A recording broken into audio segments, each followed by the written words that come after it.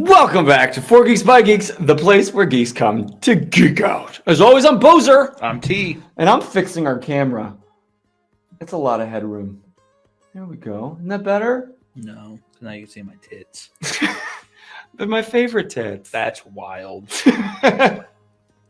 Don't hold that against me, chat. Hi, guys. Welcome. It's Monday. We're geeking out here on the big blue couch. Why are we pink?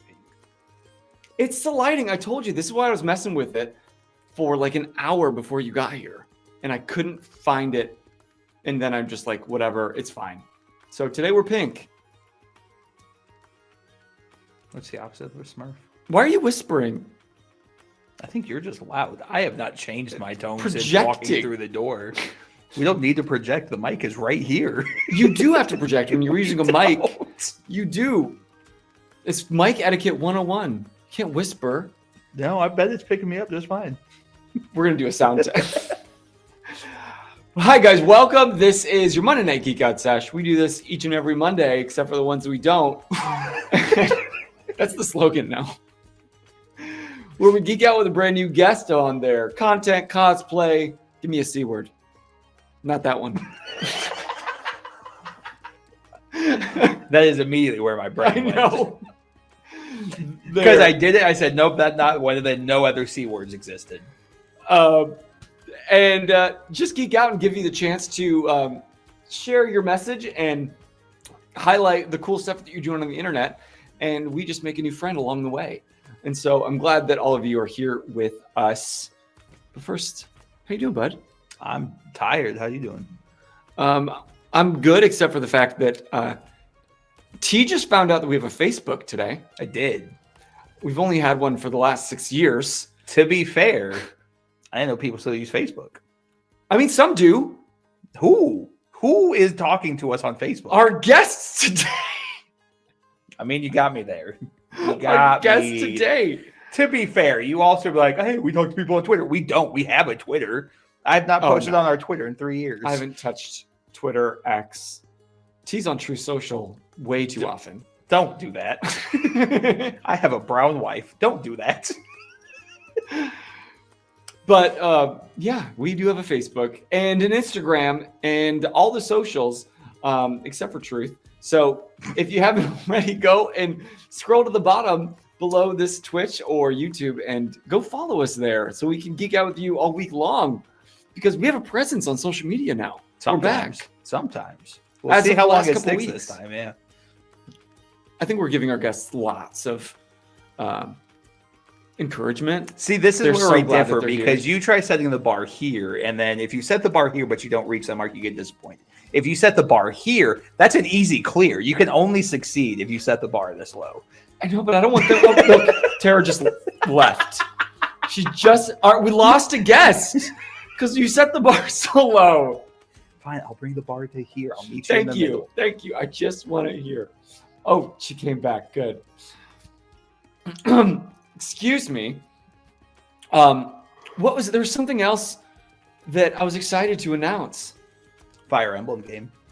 Have you started playing it yet? No, it's not out yet. It was just announced. We were just talking about announcement. When's the release? To 2026 at some point. So now I gotta buy a fucking Switch 2. Is it Fuck you, only on Nintendo. Switch 2? Yeah. So you're paying like $80 for that? Fuck you, Nintendo. Plus all the DLC? Yeah, that's something interesting. Have you seen all the patents they've been dropping? Yeah, fuck Nintendo. I hate. No, I'm not actually. I finish that sentence. I don't know their stance, and I don't want to pigeonhole them into a couple. They're gonna come on. What's your stance on Nintendo? No, I was talking about the other one I hate. Oh, yeah, maybe not yet. Yeah, Save that for. I stopped myself. Thank you. I can't keep that statement to get let in until the new year because we have plans next month. Yeah, we do. Fuck this next month. It is next month. Do you want to remind the people what we're doing next month? So somehow, some ways, we were like, hey, these guys would be great at hosting a Comic-Con. So we are going to be out in California. We are going to be emceeing. Still don't know what that means. Mysticon. So if you haven't bought your tickets yet, do that because then you get to see this pretty guy and this fucking ugly asshole. Which way was your hand pointing? That way. Why do you point with the palm of your hand? That's weird. I don't know why. Right here? That was a reach to try to save yourself on that one. It's a reach.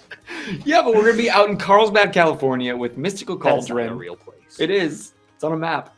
With the guys over at Hero Forge and the Forever DM. Do you say Hero Forge for Heroes of Evermore? Yep. We're doing great. I don't think Hero Forge would be there. I think they are a few might. echelons ahead of us. I don't know. I've heard their like keynote speaker that I think we get to interview. We do. For some reason. Has that been announced? No, not yet. Okay. So we won't can't talk say. about that again. But it's a good one. It is a good one. And there's going to be games all weekend long. There's going to be speakers. There's going to be a vendor hall, food, music. It's going to be an incredible time, and we get to lead you all. To be a forever DM at some point. You want to be a forever DM? I'm always going to be the forever DM. You are, yeah. But now, do I get to do it at a con? Is the question.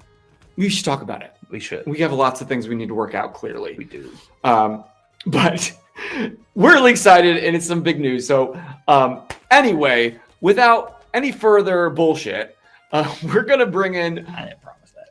Our guests tonight, who are up to some really exciting things. They're doing some really cool things on the West Coast. I'm sure they've heard of Carlsbad. And they have a cool event coming up that you can be a part of. It's still not too late, but we're going to let them tell you about it. So please give it up for our geek guests tonight, Mike and Tara from West Coast Adventurers Guild. Hello. Welcome in, guys. Thank you. How are you over on the West Coast, and have you heard of Carlsbad? I live pretty close to Carlsbad. See it as a place. But what if Carl's being good? Okay, mine was a reach. We are top tier. We are totally on our game tonight. I told you I'd meet you at the middle, and that's what I'm providing. Okay. Well, it's night for us. It's like mid-afternoon for Mike, and it's tomorrow. What, tomorrow for you, Tara? It sure is. Tara took time out of her busy recreation schedule, fit us in the lineup on your directory. But we're really grateful that you were able to tune in from wherever you are. I am really, really happy to be here, actually. This has been kind of a bit of a highlight of need to make sure that we can make this happen. Wait, are you talking about the event you're putting on or this podcast? Yes. See, she also believes if you set the bar here, you can only go up. So we have Definitely Mike both. and Tara. The question of the day, before we get into anything, the question of the day that's clearly not working on our commands, but I want to ask you guys, which body part would you give up in order to have a regularly scheduled D&D campaign? Gallbladder? It's a great loophole answer, to be honest. Wow, sounds like somebody's got a regularly scheduled game all the time. No, not at all. That's why I would give up an organ to get to have it. Is that vestigial? Do you need your gallbladder? I don't think so. Sky doesn't. have one. I don't. I had mine removed a few years ago, so you don't need it. But It's like the appendix. Eventually, it's going to work its way out. it does naturally. do something for you, but you can get along without it. I recently heard that they're going away from encouraging you to remove your appendix. I don't think they encourage you to do it. I just think, oh, it's going to burst. They do remove it at They that have time. to. But no, they say they're going to clean it out instead. Anyway, this is an entirely different. We're not show a medical already. Look, there's a lot of things around here I say I'll clean out, and my wife ends up removing it instead. So Sometimes if it's broke, you do not fix it. You just remove it. What about you? What part would you give up? I'm going to be honest. I'm a little disappointed I did not consider the organ aspect of it because it's a good loophole answer. I think logically I'd be willing to give up a foot. A foot? I'd give up a foot. of what?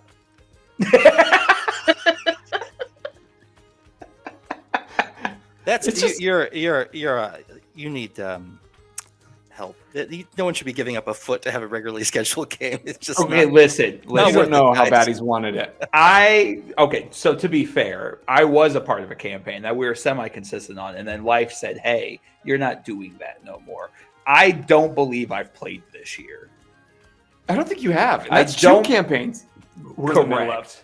I don't believe I have played this Yeah, year. I've only played at cons, so you know. And we're going to get Well- into that because I want to know how often that happens. Lots. Exactly. I have a regularly scheduled game, so I don't need to give up a body part. Wow, must be Let's nice. flex on I'm everybody. so sorry.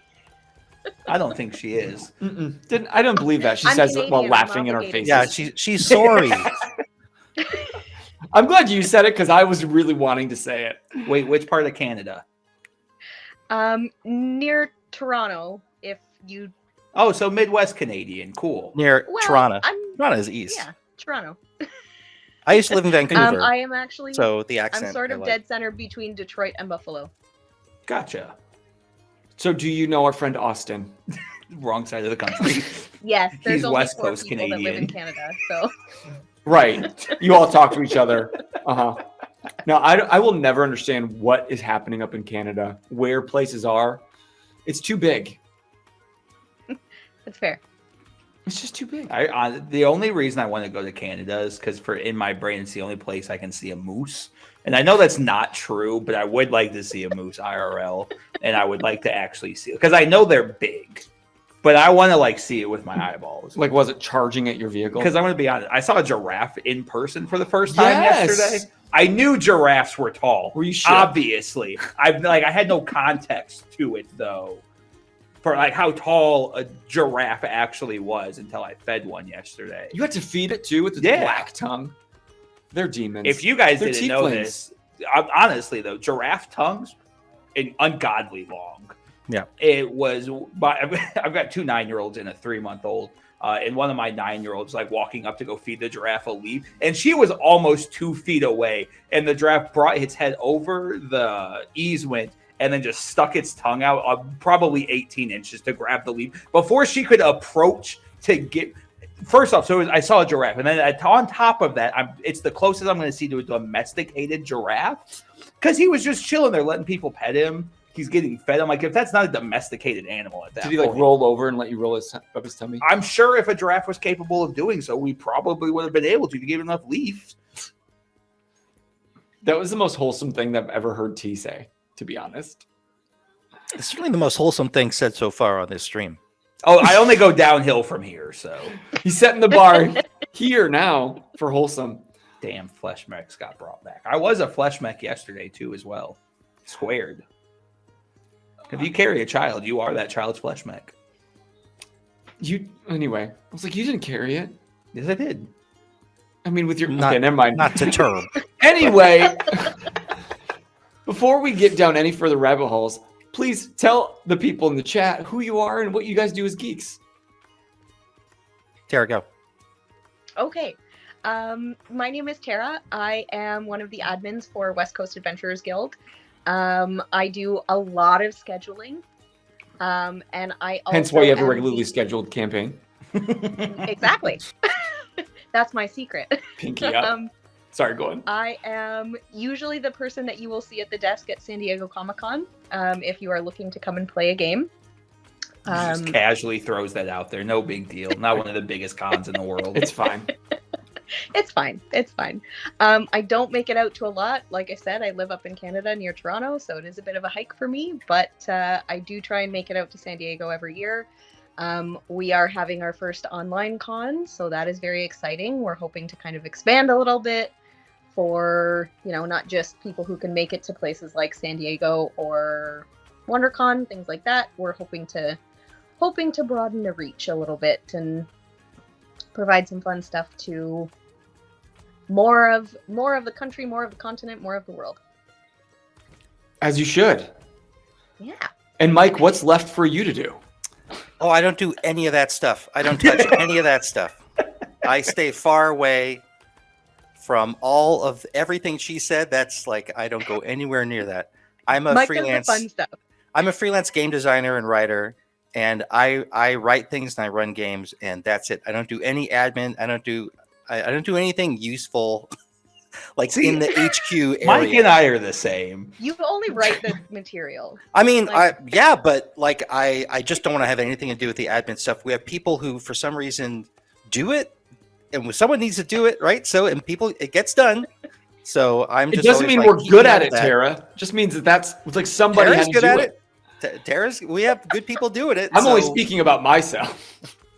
I'm an ideas man. I bring the laughs and the content that we're going to do. How, where, who, what, when, where, why, how? Don't know. That's his problem. I've been to a lot of cons. I've never been to a con where I looked at HQ for anything and was like, yeah, maybe I'll do that. That looks like a good time. I'll do that.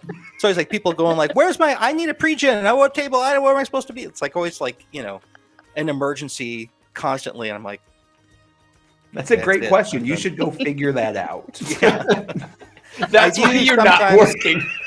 At least last year at San Diego, I did sit at the HQ desk, and I would answer questions if I knew the answer and I felt like answering it. But if I didn't know the answer, I'd say, "Oh, I don't work here. I'm just sitting here," and I direct. I'm going to try that. Hey, you wanted to be in that line, so go get back there and try again, and they'll help you. Waits for an hour, comes back to you. So yeah, so that's what I do. I do everything that that the people who actually create the infrastructure to hold an event. I don't do any of that stuff, but I help provide stuff for us to do at the event. Wait, but Heroes of Evermore said loved running games with you via the SDCC at 2024. Do you know Morgan from Heroes of Evermore? We sure do. Hey! Hey, Morgan. Is that Evermore, as in the theme park Evermore, the immersive themed experience Evermore that shut down in Utah? You know what? If he also ran a theme park, I wouldn't be surprised. Not in the slightest. But I don't think so. I'm just saying. If so, I'm interested to know more. I think he instead opened up a Willy Wonka experience in Glasgow. Right. Yeah. Yeah. Just kidding, internet. That didn't happen. Just before we get fired from this gig, before we even start. Deletes message. So before we get into really what West Coast Adventurers Guild is, first, tell us a little bit about you guys and your experience with TTRPGs, how you got into it, how long you've been playing. Tara, go. Okay. It's always going to be with you, Tara. Mike never wants to go first. Well, I have been volunteering at San Diego Comic-Con since 2022. Came in as just kind of a runner of things. And not in terms of running the event. I mean, go get me some water. Go send a message to this person at this table.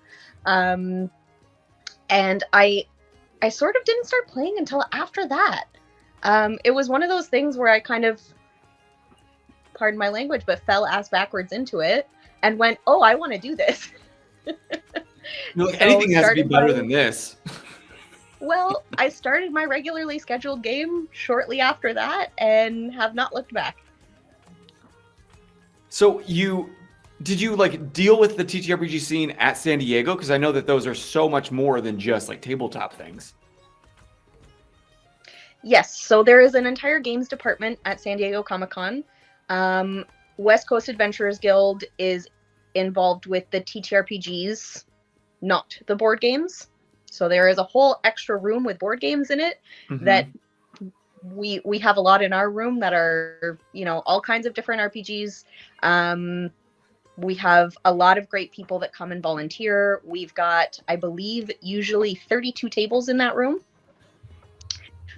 So it does get a little busy, we'll say. You think? 32 tables. Yeah. Yeah. And you're just usually we're waitressing all of about them. well, no, I'm stationary at headquarters at the front. The people come to me. As they should. Well, I mean, sometimes it's nice to actually get a walk in, but Okay, so you got thrown to the wolves. Mike, what about you? My history with RPGs goes back a bit further. I first played D&D in 1980, and we were talking about Tara's on a cruise ship right now, and I don't know. It's an interesting story. The first time playing D&D, AD&D was on a cruise ship, a cruise to Alaska. Some kids on the ship were running it, and it was they put it on the ship's schedule of activities, and I went, I'll do that. So then I did that, And then I got home ship and were you on?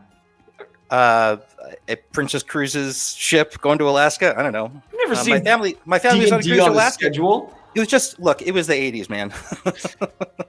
There was nothing else to do. Well, I mean, it was 1980. Some kids just put this thing on the schedule. They were probably like 15 or something. They were, they weren't. They were just some kids were like, "Hey, that'd be fun. Let's do that." So they did that, and I played D&D, and I came home and got the basic set, and have been playing RPGs ever since.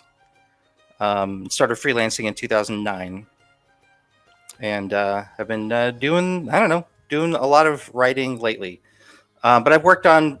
Until recently, I wasn't working on D&D stuff at all. This is a very recent development. Most of my freelance career, I was working on projects for Evil Hat using the Fate system. Oh, that's what we're playing right now. I'm one of the authors of Fate Core. No way! I mean, my name's on the cover. I don't like to brag, but yeah, just something slight. So, no but big for deal. a long time, that was the thing. So I did a lot of work for them. I did the Atomic Robo role-playing game and a bunch of other stuff they put out. Then they shifted focus to Forge in the Dark games, and I was like, well, I guess I could do some D&D thing. I don't know. And then a few months after that, I was on. Became the lead writer of Skull Kickers. Jim Zub, the comic writer, he wanted to do a D&D adventure to commemorate the 10th anniversary of this creator-owned comic of his called Skull Kickers. It's very like D&D flavored. So we made a big, like 1st to 9th level campaign site / adventure based on his Skull Kickers comic. And then it's been kind of constant D&D stuff since then somehow. So yeah. So if you helped found and create Fate Core, then you obviously must have heard of us before. we're releasing Cloudscape, the ongoing Fate Core campaign. Yes. Right? Yes. I'm getting a cue to nod like this. Yes. Yes. Yeah. You're one of the 30 people that watch it. I just haven't been involved in Fate for a long time. I don't know what to tell you. But I'm glad that people are still using it and making stuff for it and having fun with it. That's great. Yeah, we're having a great time. Great. I think that's the cool thing about TTRPGs. Just each one has its own thing. You just find the one that fits with you and your play group. Yeah. Because I will always argue that D&D is probably the easiest like entry level TTRPG, but it's essentially a war game, and in the grand scheme, kind of how it's broken down and written. But if you really want to dive into like the more emotional aspects or the more dialogue aspects, there's better systems to do so. But like, I still have friends that like will only play AD&D, and as you said, you started playing that in the '80s. So here we are, 45 years later. There's don't remind me. There's an ungodly amount of like new games to play. But like once you find your thing, like this is the way I like to tell my stories at a table. It doesn't matter when it came out. And I mean that shifts around too. Like for the longest time, my game of choice for if I wanted to do anything, it was always a hero system, champions. Mm-hmm. Because it's so versatile. It's a supers game, and so it has to be able to do everything. And I really enjoy this really detailed creation of everything in Hero. Like it's if you want to learn how to multiply fractions, like that's the game for you. And then in 2006, I played. God, I just realized I'm like that. I hope that we never use that system. It's real good. I like it a lot, but I understand it's not everyone's cup of tea. But then in 2006, I played Spirit of the Century for the first time, and I was like, I can do with words in this what I did with numbers in Hero. Like, I can just make an aspect, and we all know what it means. I don't have to put on every single, limitation on this power, so we understand how it works. Like, the aspect tells you how it works, and that really blew me away. So then after that, I did a bunch of hacking of Spirit of the Century. Back before it was called Fate, it was just Spirit of the Century is what we had. And then someone found a blog of mine. I had a blog called Spirit of the Blank, because every hack of Spirit of the Century back then was called Spirit of the something. Mm-hmm. So Spirit of the Blank was about hacking Spirit of the Century to do different genres. And Cubicle 7 contacted me to ask if I wanted to work on Legends of Von Glare, which was their second Fate game. They'd done Star Blazers, which is like a UK comic, but there's this other comic that spun out of Star Blazers called Legends of Von Glare, and they asked me if I wanted to work on that. And I was like, yeah, absolutely. For the first gig, someone just offers you a job doing the thing you want to do. And when I saw the document they had, it already had one of my blog posts in it. So it's a good thing I said yes, because it already had my work in it. They What if were I said taking no? your work regardless. They were stealing it. Might as well get paid for it. Yeah. So yeah. So I mean, like, your whatever your favorite system is, that can certainly shift over time. I think D&D is a good entry point system because it's very focused on just the one thing. I know people use it for all kinds of stuff now, but like if you look at what the rules do, it is mostly about this one thing, and that's fighting monsters and you know, to a lesser degree exploring. You know, and but that's fun. You know, people like doing that. I am, after all this time, I still enjoy it. I've played every edition of D&D, and I like them all. So, you know, Equally? no. We don't, Not talk even about, close. we don't talk about 4th edition. 4th edition I really like a lot, but we don't have to talk about it. That's I'm not throwing you, but I think I've heard 2 people in my entire life say they enjoyed 4th edition. I understand if people didn't like it as D&D, but as a game, it was extremely good. Like, it was extremely good at what it did. Like the thing I just said, you know, D&D is kind of about one thing. Oh, well, I guess she was offended. She said, That was where she did did I'm outta here. I didn't know I was 4th working with this edition? guy. Ouch. But it was really good at what it did. I understand not everyone liked what it did, but I will say that my favorite version of 4th edition was this format called Layer Assault, which was like, you go to the game store, you bring a character of X level, and we're going to try to get through these 4 encounters in 3 hours. And if we do it, then you win. If we don't do it, come back next week, we'll try it again. And I enjoyed that a lot, but it was also like, well, I'm basically playing Descent now. You know, we're just trying to get through these encounters in a set amount of time. And, you know, so I acknowledge that. So everything that wasn't combat was like, can we get back to the combat? Because the combat's real good. And we're on a time schedule, and we have those encounters to get through. Yeah. But I mean, 4th edition is like a big inspiration for Draw Steel. And I feel like there's been people started to come around on 4th edition a lot. I understand if maybe not a lot of people in your circles have, that's fine. But I do hear more positive things about 4th edition now, which is kind of nice.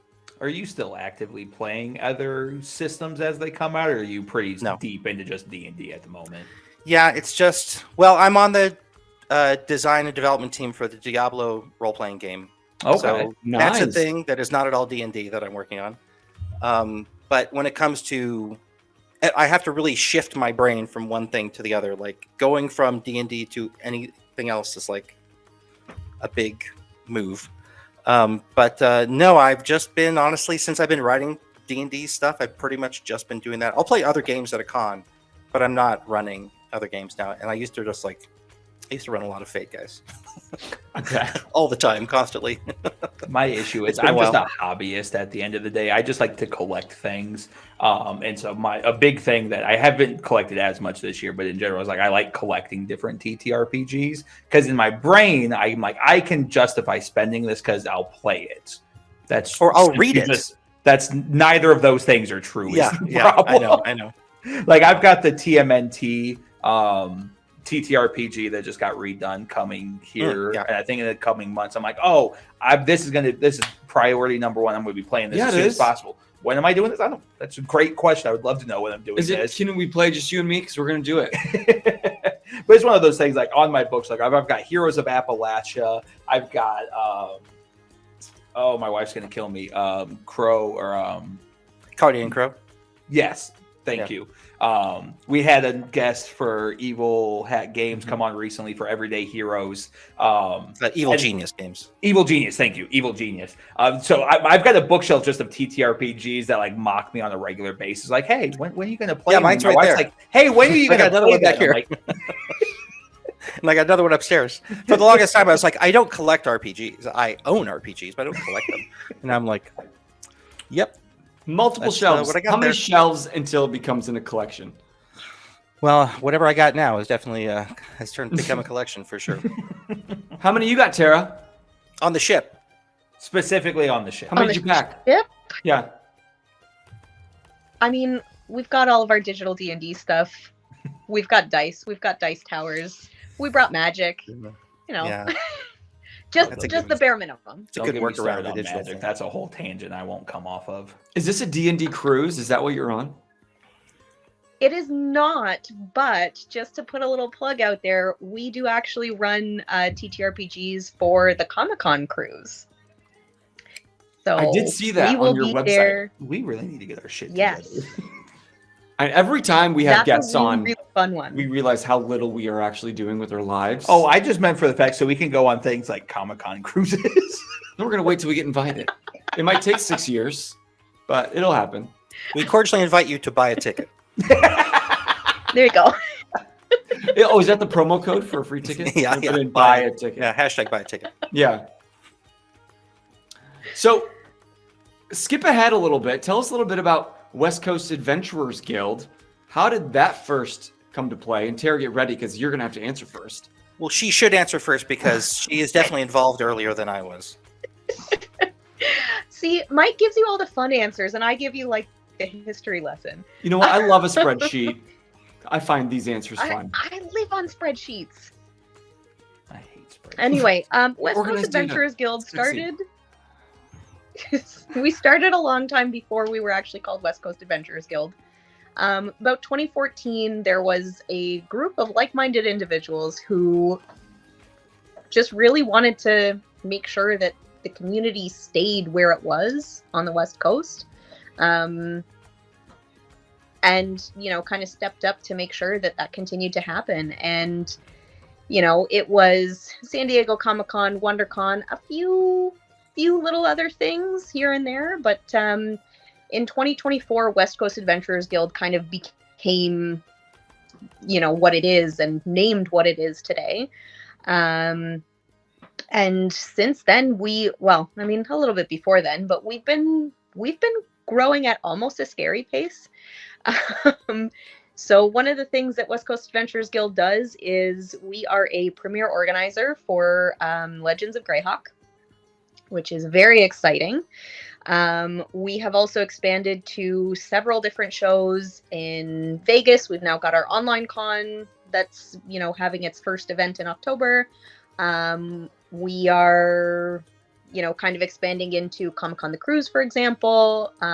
So we're picking up steam a little bit, and all kind of good things are really happening. So it's happening quickly, and my poor spreadsheets are being put through their paces. But You're really getting good at those formulas on those spreadsheets. you know what? If I didn't know the formulas going in, I don't think I'd be in charge of scheduling. You'd be screwed. Yeah. Boy, I have a Pivot question tables about are really what gets it.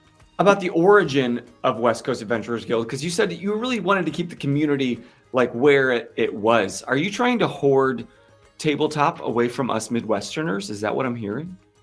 Absolutely not.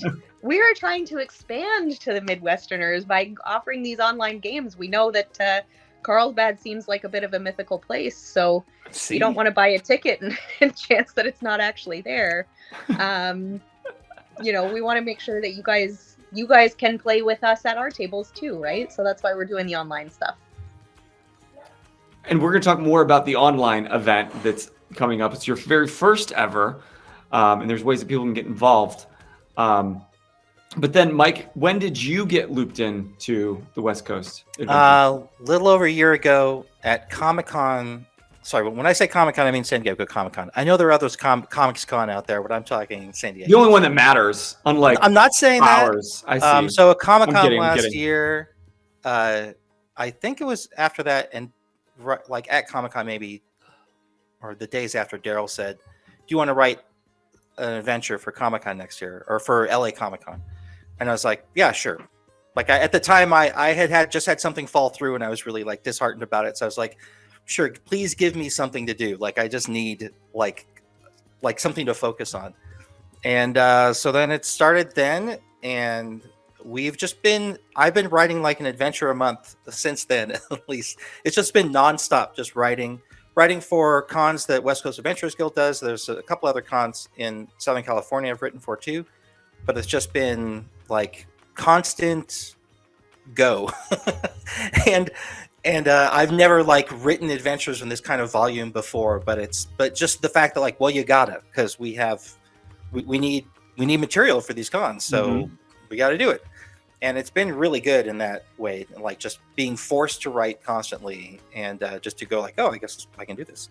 So yeah, so it's really only been like a year, and I know that like they were handling stuff at Comic-Con and WonderCon before then. I would just like see people, but I wasn't, involved with that part of it at all. I would run games there, but that was it. Yeah. So I came on and just like hit the ground running basically. I wrote an adventure just last week. Someone didn't write their adventure and we needed an adventure written. So I was like, okay. So I just crank these out now. Yeah. But that's the crazy thing I've discovered. Like, oh, I can do that. Like if I have to write one of these adventures in 5 days, I can do it. Yeah. And this is your full time? I mean, no, my full-time job is taking care of my kids. But I do have the time to do this, so I do it. Not when they're in school. That would make too much sense. I stay up way too late and I do this. And then when they're at school, I sleep. Oh, that makes a lot of sense. Yeah. I am curious You're for back. the writing process. Are you, when you're writing these, or do you have like your own headcanon universe for like how these little stories like interact with each other? Or are they all their own standalone thing? Not at all. So the AL adventures we write, are set in the Forgotten Realms.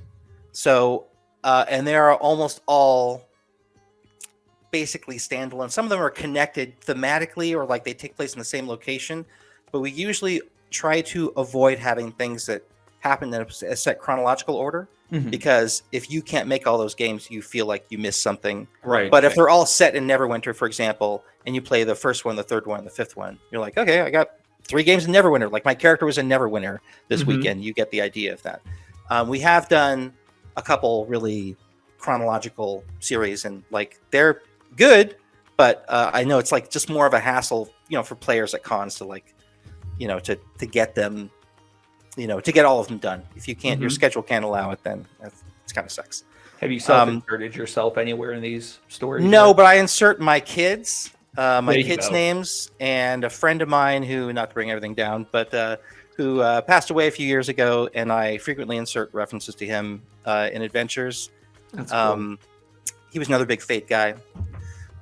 So yeah, I do get those references in, and then sometimes we'll get adventures where almost the point of the adventure is references to me. Like we did a series of adventures at my insistence, inspired by the attractions in Adventureland at Disneyland in Nottingham. So there were 4 adventures. Each of them was 1 or more attractions in Adventureland, and that was like, we must include these things. They have to reference this exactly. I'm a big parks nerd, as you may have seen from my question about Evermore earlier. Sometimes there's that, but most of the time I think we're largely just trying to, just write a good adventure. I like delving into the Forgotten Realms wiki that's so crazily detailed. You can always find something there. Like, are there any werewolves that live around here? Oh, there are, and they're okay, great. There's the name, there's where they are, here's their leader. Like all this stuff is in there all the time. So if I'm ever looking for like inspiration or like a little detail, how can I make this work? The wiki always has something. And then it's cool for the 3 people out there who will get that reference, right? They'll see it and they'll go like, Yeah. I can't believe they referenced that thing from that novel from, I have not read any of the novels, but the wiki is very handy for that stuff. So. I mean, it shows the respect that you have for Yeah. it to like go out and I do really the research to make it feel more alive. Even if it's for 3 people to get the reference. Yeah, it's because showing how sometimes much love you have for this. I'm one of those 3 people sometimes on other stuff, and I really appreciate it. I love it when I see a good reference. So I know I'm not the only one out there. So yeah, I think it's worth doing. So when the idea, because it sounded like this was like a long time in the making, where maybe the threads of West Coast Adventures Guild were coming together until it finally did fully exist in full swing. What do you feel like it's like? What problem did it come into being to resolve for the community? Tara, this is for you, surely. Is this a me It's question? gotta be. It's gotta be. Mike doesn't answer logistics. Honestly, That's you, Tara. Come on. I'm delayed. I'm lagged. I'm on a ship. That's true. It's Yeah, 2 o'clock in the morning. We How many- know you're on a ship. You're stuck at home. You're on a vacation. It was stormy today, so like that's my punishment. But Oh, that no, sucks for honestly, it's not so much that it was a problem to solve. I don't want to say that it was a problem to solve. It was more just a real passion for the community and bringing people together and providing something that everyone would really love. And it's one of those things where, you know, it started very grassroots. It started as, you know, a couple of people that were like, hey, you know what, this is something that, you know, this could go away if we don't help out.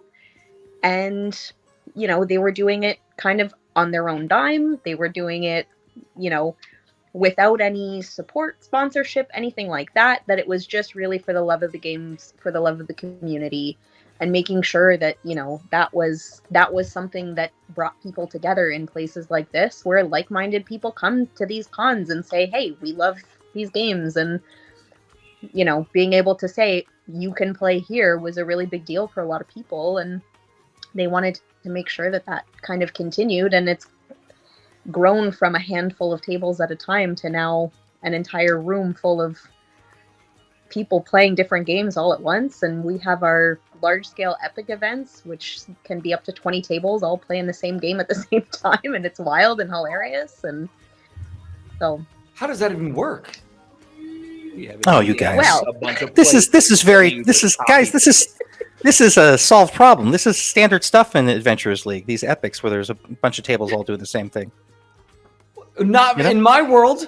I'm See, just when's saying. my epic. Make So that an every epic. table has its own DM and players, but they're all those tables are working off the same adventure. There's an HQ where people are coordinating things, and the tables are split up by tier. So like all the tier 1 tables are doing this stuff. Yeah, that's why we need Terra. This thing does not work without Terra. So all the tier 1 tables are doing this stuff, and all the tier 2 tables are doing this stuff. And you know, if you have other tiers, they're doing other stuff. And then you're all trying to get something done together, but you're all working individually. Like the idea is like Reclamation of Flan, for example. The city of Flan gets taken over by Forgan Sharax, this huge green dragon, and everyone in the epic is like teaming up to rid this city of this dragon. So like that's what everyone is trying to do in their own ways. They're doing different things to accomplish this goal together.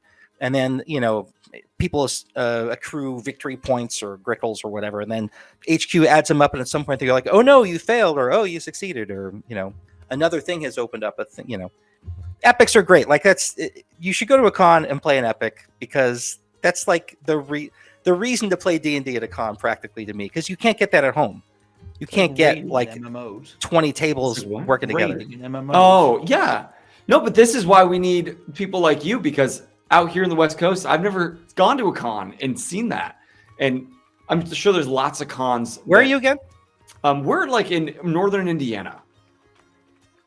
I mean, there's this con you may not have heard of in Indianapolis called Gen Con, where some of these things do happen.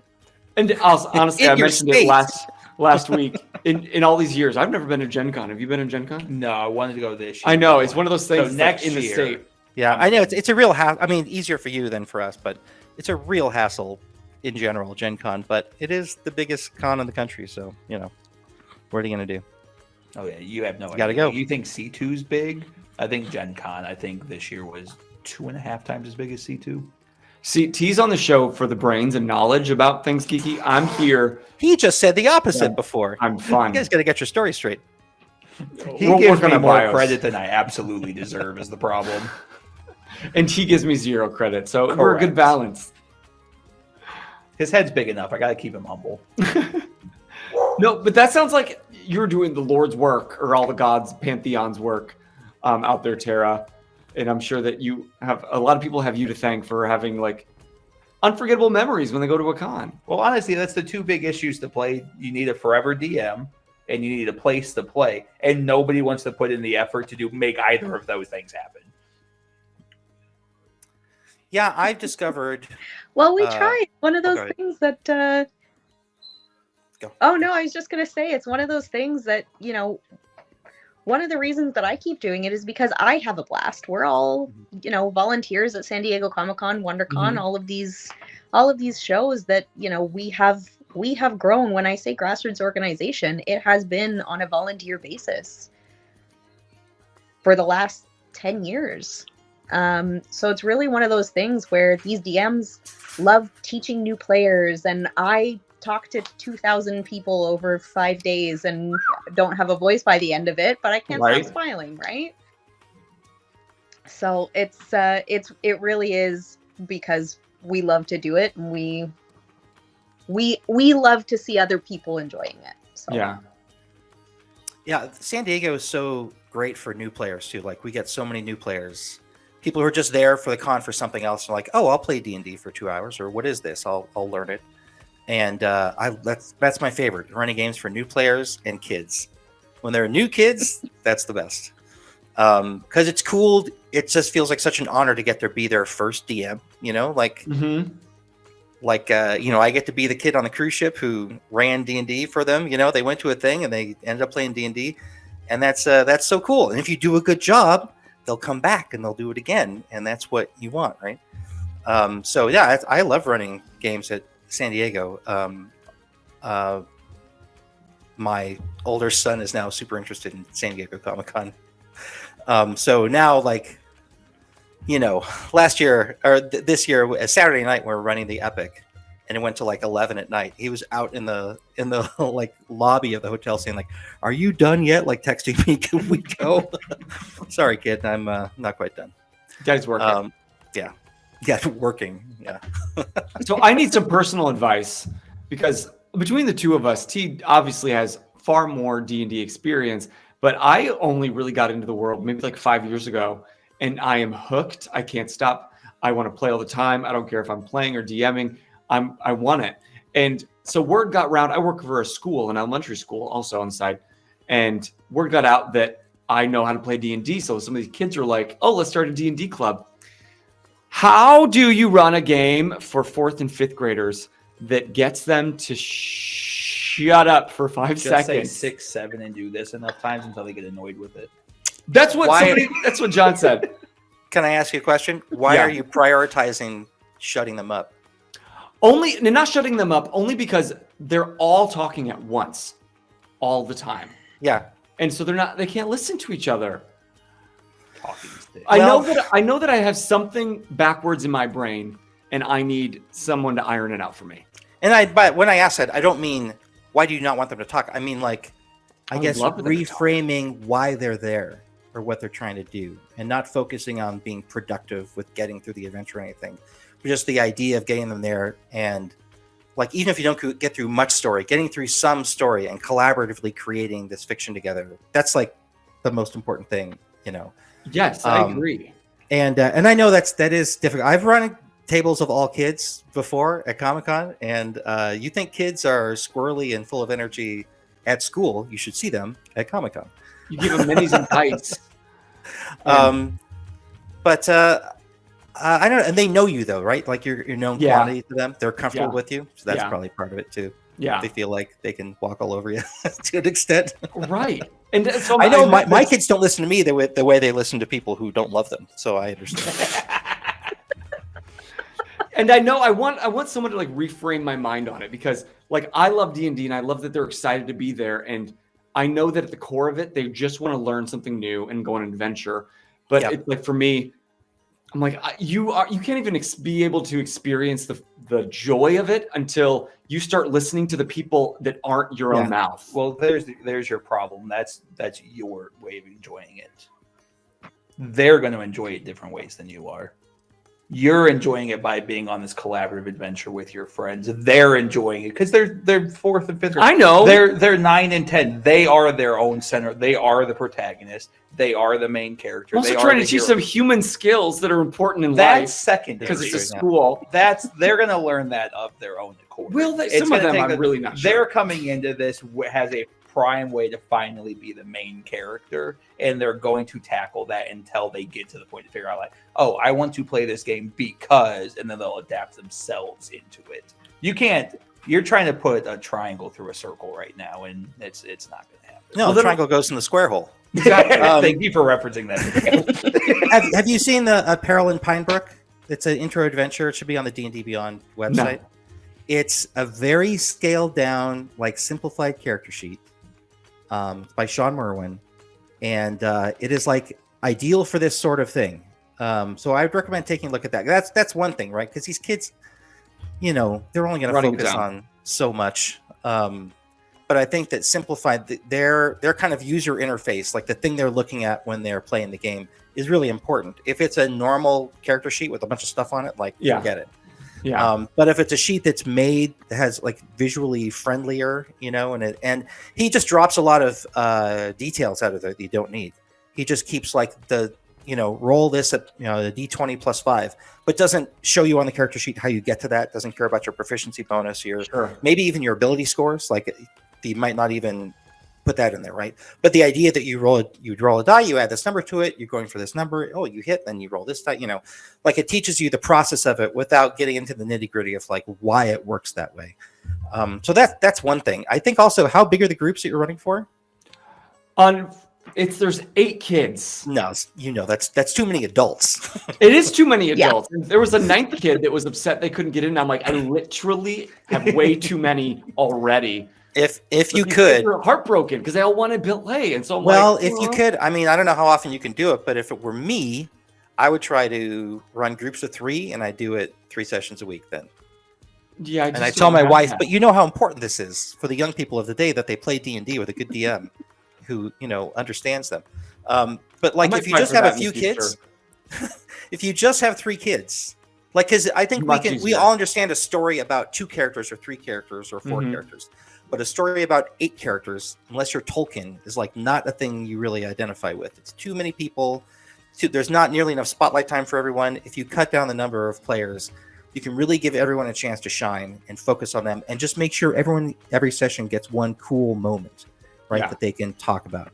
I think that's where I would start. Now, I mean, a couple years ago, I was running D&D for groups of autistic kids. I say kids, but they're like in their late teens, early 20s, right? Sure. But it was kind of a similar phenomenon because they would get focused on things that weren't relevant to what we were doing, or they wouldn't get focused on anything, or it would kind of be all over the place. And it was definitely a matter of like, figuring out, and also too many people in each group.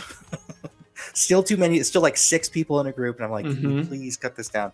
And I was running 2 games back to back, so like one group would end, and 6 more would come sit down, and I'd run that adventure again. It can be tough if you have players with particular needs. I mean, kids are definitely in that category. You gotta, because sometimes you'll get like nerdy kids like me who are interested in the thing that is happening, right? And sometimes you get kids who are like, I got to run up and take my sword and go like this and stab, like I jump over and go like they just have, they just go off on a whole bunch of like what they see their character doing. Right. And you're like, that is really great. First, you're going to move. Then, yes, we'll talk about the next part later. See if you even hit them. But also, have you tried running Fate for them? Not that I'm here to market Fate, but no, I'm kind of curious. I haven't. What I don't know if I know anyone whose first game was. I do. I guess I have run Fate for people, and it's been their first RPG. But like, if the first game I had played when I was 8 was Fate, like, how would this be different? Like, how would my whole RPG life have been different? I'm just because it sets you up to think about different things than D&D. I mean, every game does, right? But like a 9-year-old playing Fate Accelerated versus D&D, that's just got to be a totally different experience for them. So that's something to think about too. Like I ran a friend of mine. He has a daughter who's really into Hilda. The books and the TV show Hilda. It's on Netflix. It's an animated series. It's Swedish. It's a kind of weird stuff in the modern world thing. Like there are trolls and fairies and stuff, and nobody thinks that's weird. And it's very, very charming. And my son also likes it, my older son. And so I was like, great, I'm going to make a Hilda hack of Fate Accelerated. We're going to do that. And my friend was like, is it D&D though? Like, is it important to her? Like, I guess it's important to her to play D&D. So I hacked D&D to take out combat stuff and instead make all conflict resolution using the combat mechanics, right? Mm-hmm. And just like I did a whole hack of 5th edition just to run this Hilda game where you didn't have to solve problems through combat. You could find alternate ways to do it. And then we got there and ran the game. We all had fun with it. It worked pretty well. But it turns out she didn't care about D&D. Like she never did. I'm like, I could have run Fate this whole time. Like that could have been her first exposure. And I guess the kid that first came up to me said, Mr. Bozer, can we have a D&D club? I shouldn't have focused on the D&D portion. Yeah. It's So hard because I'll run for some- something like it. I mean, I'm a pedant, right? If you tell me D&D, I think D&D. I don't think RPGs. And if you tell me, oh, I played a D&D where we're on a spaceship, I'm like, no. Not unless you played S3. Or something like that was an old reference for old people. I make a clear delineation between D&D and other RPG. Like I don't think of them as the same thing because there's tons of RPGs out there, and I grew up playing a bunch of games, so I don't necessarily associate them. But the popularity of 5e now, that is everyone's like almost entree into RPGs. So it's not a big surprise if that's when people say, like a kid says D&D, he just means he doesn't know any different, right? It's like Kleenex. Like really, you just want a tissue. Yeah. You don't care if it's Kleenex. Yeah, funny enough, I'm actually in the same situation here. And so part-time, I'm a counselor for a juvenile rehabilitation facility. And I work with allegedly a lot of affiliated young teens. And so I've got D20 tattooed on the back of my neck. I've got a dice dagger tattooed on the side of my arm. So this is a predominantly Black community. Coming in as a white man for one, already stick out a sore thumb. Come in as a gaming white man, it's an entirely new avenue for these kids. They have no idea what's going on. And so, like, what do these things mean? So I'm educating these kids who I'm talking are allegedly facing like weapons charges, attempted murder, armed robbery. Like these are kids that are on their last strike before going to DOC for the rest of their lives. And so they're like, hey, can you teach us? And so now I have to figure out like, okay, if I'm going to teach these kids, I have to find a way for them to work together, not something they're capable of doing. Two, how do I allow them to not be pro-socials? Like, how do I allow them to be violent in these games as either a therapeutic method to so they don't fist fight each other, let them fist fight their imagination, or two, how do I allow them to interact inside these things without going against code of conduct for things like they're not allowed to talk about things they're not allowed to.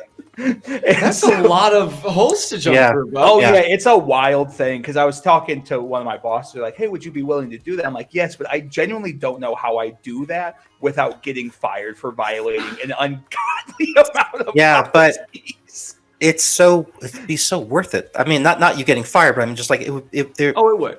There's just so much they could get out of it. Without a doubt, I have to find because I got to figure out okay, how do I bring dice in for these kids because I can't. I'd have to make sure everything I bring in comes back because they get left with dice. They're going to gamble. So obviously I got to be careful of that one. I can't leave them with pencils or pens or anything. So I have to make sure there's so much going into it. That's like the logistics side of it all. I'm like, okay, I brought in X, Y, Z. I have to leave with X, Y, Z. And then do I have to then bring in their case managers and their therapeutic managers to make sure that the things they're discussing are not going to be violating some their session legal zero is going to be lengthy. So it's a very interesting thing to watch these again affiliated members hey, I want to explore this childish thing, and for them to be willing hey, I would like to try this. I think that could be so rewarding. Oh, I think it's so cool, but I have to sit down with several people above my pay grade. Yeah. Find out how to do this. But again, I feel like a game that didn't prioritize combat as the main thing you do is probably good. Do you know of one? I do. Is it like your name attached to one or anything like that? I mean, I feel silly sometimes. It frequently feels like the answer is Fate Accelerated to a lot of, we have talk about stuff like this and but what should the system be? And Fate Accelerated Fate Condensed is pretty good. So. I mean, there's a reason we started running it with this last story because we wanted something that was just more narrative and we give us more flexibility and really told a cool story. Or I mean, even Fiasco, I guess, if you don't really want to worry about mechanics, you just want to do the cooperative storytelling. Fiasco would be good. I guess they might have the life experience that they could apply to Fiasco as well. It's one of those things that a lot of them have the reading level of a second grader. Sure, but they don't have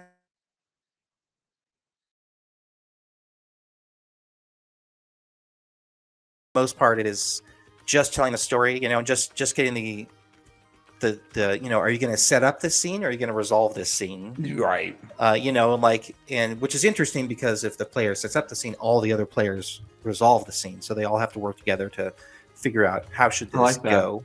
So, and there's no mechanics involved in that. It's just, kind of classic early 2000s kind of talking stick game design, like who gets to decide what happens now.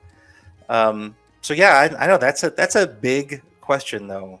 And I think maybe even something as mechanical as Fate Accelerated might be too much to go to.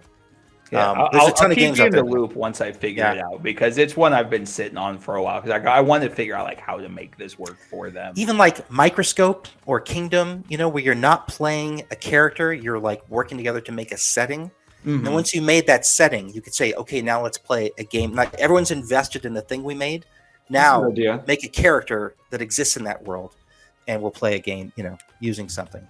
It was one of those things. I've got two 9-year-olds, and I tried getting them to play Unfamiliars. I was like, this is going to be something that's going to be right up their alley. It's cutesy. It should be easy enough because my wife will play with me. No doubt. But my 9-year-olds, I'm like, all right, how do I get these undiagnosed ADHD children to sit down long enough to create a character and then learn collaborative storytelling? And they got to this point, I'm like, oh, I couldn't figure this out for two 9-year-olds. And now I'm going to do this for 24 16-year-olds. Yeah. For how many? I've got 24 kids. In one campaign? Oh, God, no. God. No. My 8 is easy now. Eight groups of 3. Exactly. Yeah. Exactly. Divides evenly by 3. Yeah, Well, that's thank you for that's all interesting. that great guidance in our own personal life. That's not first why we brought you on, but we're like, oh, well, why you're here? Well, I mean, I think it's it changed my life playing D&D at 8, and my life would be totally different now if I hadn't done that. So I think it is important. It's not like it saved me from anything. I was like a middle class kid, who was perfectly well cared for. Like I had no, it's not one of those stories, but it is something that's been a part of my life, since I was 8. And there's not a lot of things in my life that have been that.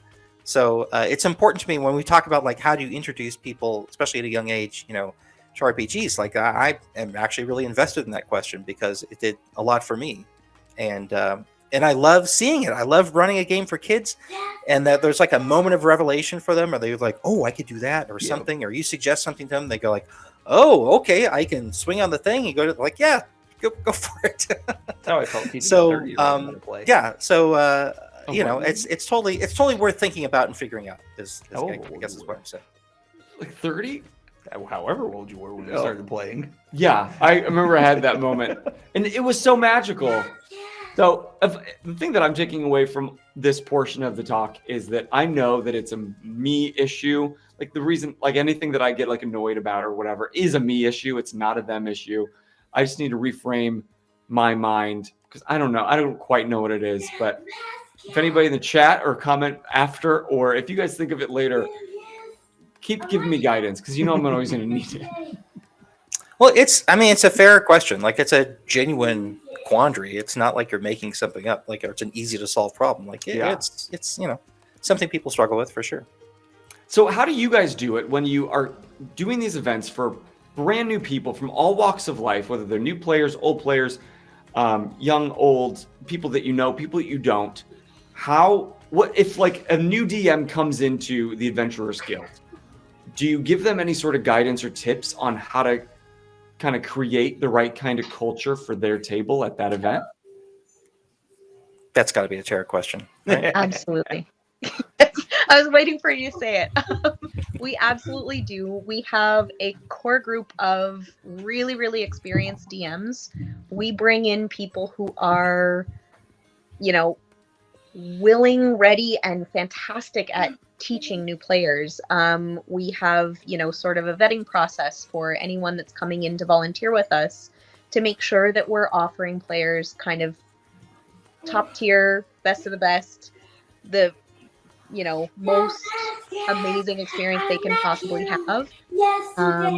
And in order to do that, we need to make sure that, not only are we bringing in excellent volunteers, but we're also giving them the support. So we do have a Discord that players are welcome on, but we also have, private DM sections where they all can bounce ideas off of each other. They can talk about the mods that they're going to be running at upcoming events. Anytime anyone has a problem, They can, message an admin and say, hey, I need help with this. One of the things that we do at events, we make sure everybody really, really understands, all of our volunteers.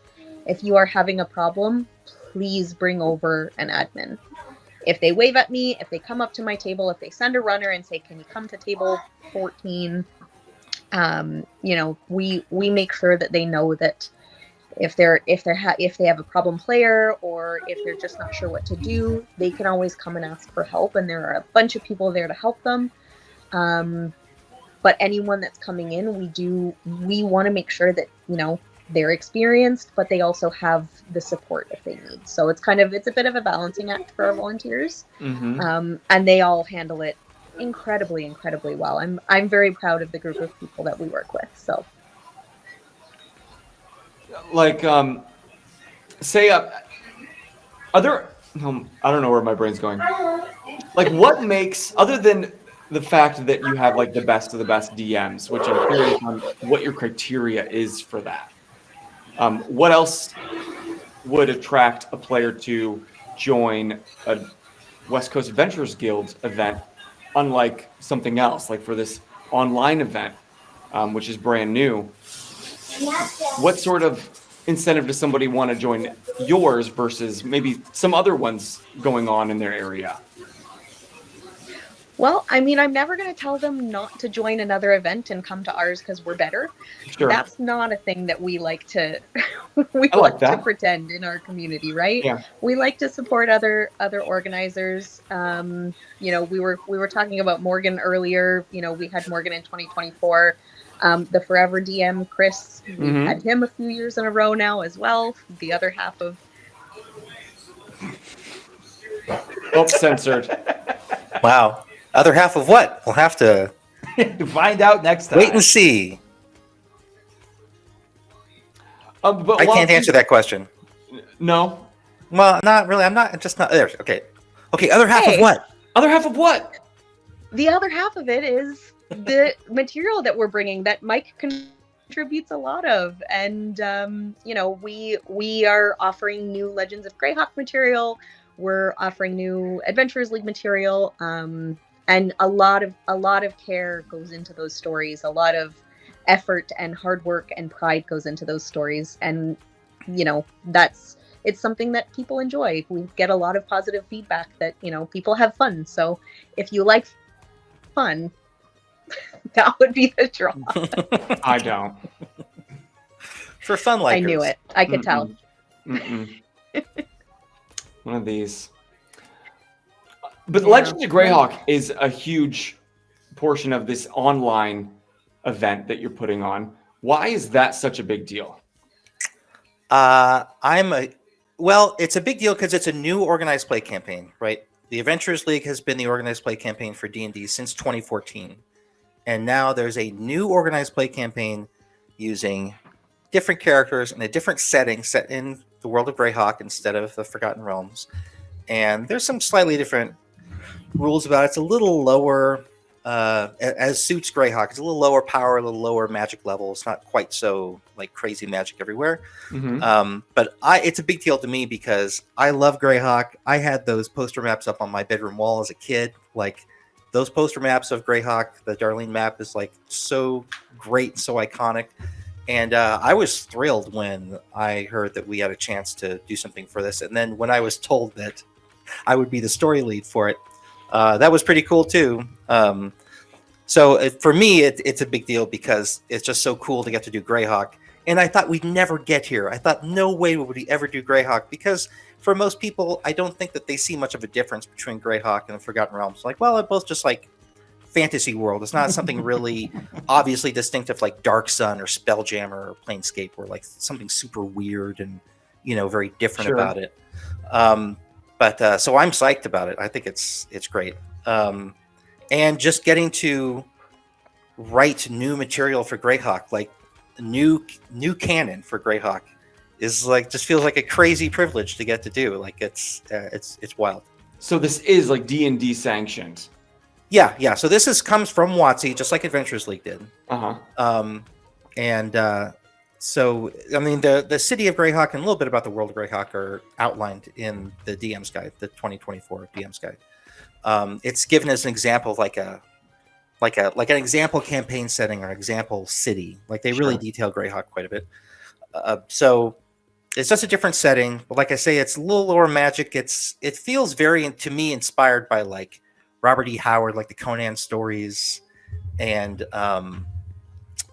just like weird fantasy. Like Moorcock, and like it's more like kind of 70s weird fantasy. All that Appendix N stuff in the original AD&D DM's Guide, like that's what Greyhawk is. It was Gary Gygax's original home campaign. And he would write about it in Dragon Magazine, and it's like update people and like, here's what's happening in the campaign. And he would run a game for 50 people. Speaking of a lot of people, they'd all run at different times, right? But they'd all keep track of where everyone was, and like those are like that was just normal back then. That was how you ran a game, right? You had a bunch of groups. So You've always wanted to do one that? person was a DM. Yes, I would do that. And it just seemed like it seems ludicrous to do now, like so much work. But he would write about it in Dragon Magazine, and then people were like, "When are we going to see that? When are you going to publish it?" And he was like, "Why would I do that? You're supposed to do this yourself. Like the whole point of the game is you make your own setting, then you run a game. Why would you want to see my stuff? Like who cares?" But he finally got goaded into doing it. He realized he could sell that. People would pay for it. So it's cool to like get to play in his original setting, right? One of the two main creators of D&D. And we're rolling back. There've been other Greyhawk. There's been other Greyhawk continuity and campaigns in the past, like in 3rd edition D&D. Living Greyhawk was the organized play campaign. But we're rolling the clock back from where that was set all the way back to the time period of the original 1980 box set. So that's very cool to me to like go back to the Greyhawk, like only what was in this box. That's the only canonical stuff. And there's very little in that box, not a whole lot. So it's cool to get to decide from here, well, what's going to happen? You're like, where is the world of Greyhawk going to go from here? And it just feels like a huge privilege to get to be a part of that, like get to make decisions about that. We have different organizers control different regions of Greyhawk. So we have 2 regions that we control. And then every region is its own set of stories, will have its own flavor and kind of tone. Like a story set in the domain of Greyhawk, like in the city of Greyhawk, will feel different than stories set in the Bandit Kingdoms, which is one of our regions. So like you get to experience, like it's going to feel like a different place. If you play in an adventure set in a different area, it will feel different. Like the themes will be different, and the things the problems you face and the people you meet, all those things will be different.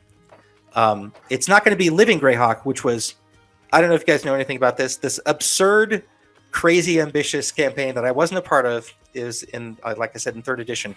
But they took the world of Greyhawk and overlaid it on Earth. Like they decided, okay, so this, like Southern California is Nyrond, and Oklahoma and Texas, that's the Bandit Kingdoms, and then Northern California is the Theocracy of the Pale. So if you wanted to play an adventure in a place, you had to travel to that place, or you had to spend extra time units to represent your character traveling there. And you only had so many time units per actual year. So you couldn't just play all the games you wanted, right? You have to spend time units, and it had to be like, well, your character traveled all the way to Nyrond, from the Hold of the Sea Princes. Like, well, you put a lot of time into getting there, so now you've lost out on, that's less time you get to adventure now. Or you could physically travel. You could get on a plane and fly somewhere. If you went to Gen Con, then you got playing games in Greyhawk, right? Like It was just so audacious. I cannot get over how like ludicrous that is. But they did it for 8 years or something. That's a crazy. It's just amazing. And I know the stories you hear from people who were part of it are amazing. And one of our writers for the Bandit Kingdoms, like I talked about, is one of every region had a triad, 3 people who controlled what the stories were going to be for that region, and they would find writers and get, So we have one of our writers is a former triad member from the Bandit Kingdoms from back in the day. So it's really cool to have someone so experienced, knowledgeable about the region get to write for us. That'll be at WonderCon. Question mark. I think those adventures will be at WonderCon, the Bandit Kingdom ones. The ones we're premiering at Dice Online are set in the Wild Coast, which to me is like the most D&D thing. Like the Wild Coast is like, it's a very points of light setting. There's these settlements, and they're like sizable large towns or small cities, and in between it's just like lawless, tracts of land, and just getting around is dangerous. And it's just like, that's like I don't know, the most D&D thing to me, like is this kind of very medieval, I don't know. It's I don't know. I wish I was more articulate about it. Here I was like, I need to know these questions in advance, so I'll have things to say, and I'm still like stumbling over myself. But I'm just like thrilled about getting to write for Greyhawk. It's very cool, and that can't wait for people to finally play these adventures. A major responsibility, especially from you starting to play in the 80s, and like you said, having posters on your wall. Yeah. Like, what are you wrestling with internally? As you're and I building take onto such the canon? care. I just take. I am already someone who worries too much about the details and puts too much effort into stuff that I probably don't need to. But with Greyhawk, it's been that's the thing I've done this summer. I June, July, August, I wrote these 3 adventures, and like that's just all I paid attention to was that. I tried to cut out everything else unsuccessfully. Sorry, but to me, it's really important to like people have consistent names, or like I look at the cover of Greyhawk Wars, and it's definitely like that's like 9th century Anglo-Saxon England. Like if you look at that, so that's my inspiration, is like that time period. And then for me, I want to care about like people didn't have surnames then, stuff like that. Like I just, all of that stuff is really important to me, and that all the names sound like they come from the same place, and people who aren't from that place have very different sounding names. And like I just, those kinds of details I pay way too much attention to probably. But I think that those details on that level are like subliminal, like you don't really notice them, but they kind of accrete in your mind, and you get a sense of place because, right. Then you go somewhere else and people have very different names. You're like, oh, this is like a totally different part of the world. Like, yeah, that's the idea. It's like that little spice of like extra cinnamon in a cake that you don't quite notice, but until you have a similar too much of it. Yeah. No, I think that's what makes you a great, or one thing that makes you a great DM. And it sounds like you are the kind of person that is attracted to or attracts West Coast Adventurers Guild. And I respect that because I like details, and I usually put a lot of thought into them. And then they don't go scene, like half the things you're building in your summer of writing, no one's ever going to explore. Yeah, and that's the challenge too, is then you have to figure out ways, if you want to get things in the world about the world out to the players, you have to figure out ways that they are relevant to them in the course of these adventures, right? Like it matters where they are in the world, or what kinds of things they encounter. All that is important. Those first 3 adventures set in the Wild Coast are kind of a little tour of the Wild Coast, because I want to show off like the different parts of the region and what they're like. Different settlements have different flavors to them, and they're clearly different places. And that's been very cool to do, is to make those decisions, and because there's really very little lore provided to us in that box set. And we can take inspiration from later stuff too, but you have to kind of wind the clock back and say like, okay, that's what this was like at this time. But what about 15 years earlier? What do you think would have been there? With this guy, is he old enough to still be in charge of this thing, do you think? Or, that stuff's really interesting to me. And those people who were into Living Greyhawk will recognize some names and think it interesting that like, oh, okay, so that guy's here, but he's in a different position right now. And that's very satisfying to me. We're talking about making those little references that people get, and that's definitely part of it. But yeah, you got to figure out ways. I mean, yeah, there are a lot of secrets and stuff, canon that's only in my mind, but you got to try to get as much of that stuff out in front of the players as you can, in a way that they care about. Right. Like make it matter to them somehow, which it's not always easy to do. Mm-hmm. So then we've only got a few minutes left, but in the time remaining, I'd really like to talk more about this online event. How can people get involved? What does that look like? And if they do get involved, how can it compare to something like an in-person game with the West Coast Adventurers Guild? Well, there are a few ways you can find out information about our events. So one of them is going to be our website, wcaggames.com. You can find out about it on social media. We are on Instagram, Facebook, Twitter, X, I think.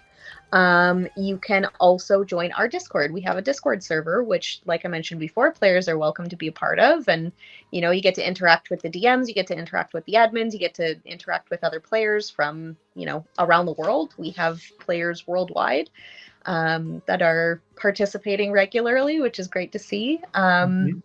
But in terms of that event, we are selling tickets. You can find tickets through our website. We are running Friday night, all day Saturday, and all day Sunday of that weekend. Like I said, you can find details, times, all of that good stuff on the website. But in terms of, you know, participation, we try and make it as easy as possible. We will have some games that will be offered over Discord only, so Theater of the Mind.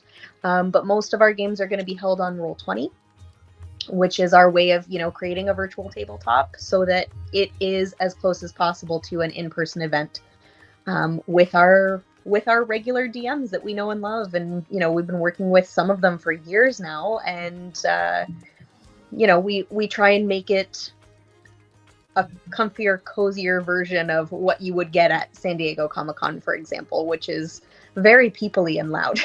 I can only imagine with like 37 tables in one room. Yeah. And are you like, do you have an HQ essentially over all these games? Because there's multiple games running. Like, I'm thinking, if I'm hearing about this, I'm like, well, there's no way I've heard about it now. It's in a couple weeks. There's no seats available. Like, how many games are running at once during that weekend? We are aiming for around, I think we said 10 tables per slot.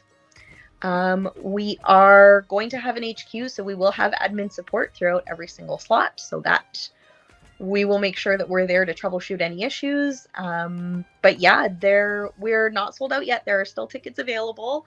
Grab them while you can, but we are starting to sell out tables, so we are hoping to be full up. We are very excited to be able to offer, you know, as much as we can, as many tables as we can possibly fill. I can always put out a plea to DMs and say, come and help us if we need to. But yeah, we're currently looking at around 10 per slot, and I believe we have 7 slots running. So, Whew. And it's really exciting. I mean, this is not a small thing to put on. Obviously, I'm not involved in the putting on of this thing. I'm thinking I never would be again. Nightmare. To reference my statement earlier. But we've never done anything like this before, and it's really cool to like make that leap, you know. And hopefully, it's the first of as many of these as we can reasonably handle. Yeah, not too many, but just enough. Because it would be cool to, you know, we just create so much material. Honestly, we've put out so much material in the past year that it's great to have other venues to get to showcase it. You know, like if we write a bunch of adventures for WonderCon comes and goes, we might not run those adventures at the next con if we have other stuff that we're writing for it, right? So to have other things like this online con where we can showcase those adventures that people have written, like I think it's great. Get more people to experience them, you know? It's very cool. And the really exciting thing is, oh, sorry, go ahead. I was just saying it makes it accessible to like people our way and just all over. So that I think it's really cool. Go ahead. What were you saying? Oh, I was going to say we've got, you know, the 3 Greyhawk mods that Mike was talking about. We are premiering those. Actually the first series that, again, Mike was talking about around this time last year that that was our first West Coast Adventurers Guild series of 4 mods set in Neverwinter, and they now all have a part 2 that are going to go with them. So those are kind of the adventures that we're running online in October, and really excited to see some of them get their premieres. And it's going to be some really, really fun material for people to come in and get to sit down for 4 hours and I love that explore. we have 4-hour slots, man. So good. Those Greyhawk adventures, we're told to write them for 3 hours, which is kind of an odd time, but make them so they could run for 4 hours or could be run in 2 hours, which is not ideal. But I love that we have 4-hour slots. I don't have to worry about anyone cutting out anything that's written there. They can just like take their time with it. It's great. I was so happy when I saw that. I was so worried because we frequently do run 2-hour games. Like at our live events, we're almost always writing 2-hour adventures because we have to cycle so many people through. Like there's just Right. so many people at San Diego, for example, who want to play. We can't just have 3-4-hour slots. We've got to get as many tables filled as possible. So, but we don't exactly have that same problem for an online con. So it's cool that we get to, stretch things out a little more. For the new people, like maybe you have some first-time players that are maybe thinking of this as their entry. What kind of requirements are they needed to have ready or prepared before they jump in this online event? Requirements is a strong word. Realistically, the requirement is come ready to learn. In terms of, creating a Roll20 account, our DMs can help with that. In terms of dice, Roll20, can help with that. In terms of characters, I mean, if you know how to build a character, great. If you don't know how to build a character, your DM can help. We'll have some pre-gens available, so you don't even have to think about it. You can just say, oh yeah, I'll play a fighter. And that's already been done for them. It really is, if you have 0 experience, you can still come and you will still have a great time. And in the Adventurers League, and I believe this will be the same in Legends of Greyhawk, but I haven't researched this, but in between sessions, you can rebuild your character any way that you want. So let's say you start out, you play a fighter, you're like, I'll just take a pre-gen and play this fighter. And then you go, well, that was good, but the magic user got to throw firebolts, and that sounds pretty good too. You could just rebuild your character as a wizard, keep all the rewards you got from that first session, and then go again. So you can just constantly rebuild your character all you want. Like it's not, because narrative continuity is not the biggest priority in Adventurers League, right? Yeah. You're never going to play with the same people twice, probably, and you could be playing a series of adventures out of order. If you couldn't get in when you wanted to get in for a thing. This happens at conventions all the time. But don't sweat that stuff, man. Just think of it as a flashback. Yeah, just skip over it. So, which I think is a big deal because you don't have to commit to anything. You just get your pre-gen, and then if you want to make changes later, you can't get new possessions, but you can change everything else about your character. So yeah, No, I love that this event is making it so accessible, especially for new players.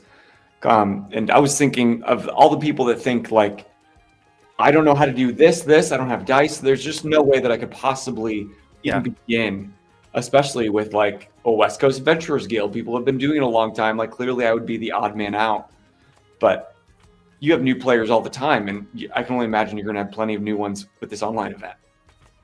Yeah, I hope so. Absolutely. And it's one of those things where, our DMs are, like I said, they're fantastic at what they do, and they are very, very experienced teaching new players. And, they've been DMing for a good long while now. And so they've seen a lot. We provide a lot of support for the things they haven't seen, but usually it's a matter of if you come in and are really not sure what to do, A, your DM is there to support you as a new player. And B, if you are at a table with experienced players, the vibe at our tables is always, we help each other, we support each other. If you're not sure what to do, someone will be able to help you, whether it's the DM or another player that's been doing this for, since 1980. I love it. I'm going to have to check out the slots. I mean, may as well. Yeah. I'll squeeze you in that weekend. Yay! But you guys, thank you so much for coming on and not only talking about this online event, Adventurers Guild, but just like talking shop with D&D. I know I have so much to learn, and anytime that I can have these kinds of conversations, I'm glad for it. Yeah, great. Thank you so much for having us. It's been such a blast being here, and we like talking about D&D, clearly. Literally. Or we Yeah. can do it at 3 a.m. It's Yeah, exactly. I'm But you not guys in the tired. You're chat- tired. Yeah, right. You're used to it. It sounds like the Yeah. schedule you've been running. But all of you, if you've enjoyed this and you want to jump in, T's been dropping the link in the chat all night. If you're watching back or listening back after the fact, you can find the link below. And it's not too late to jump in. As long as there's slots available, they could jump in the day before or the day of. Yep. Absolutely. Okay. Good. So you can know a lot, you can know nothing, and there's room for you at the table with West Coast Adventurers Guild. got it. But until next time, I am Bozer. I'm T. I'm Mike. And I'm Tara. And you just keep Geeking out. Geeking out. Out. Bye bye.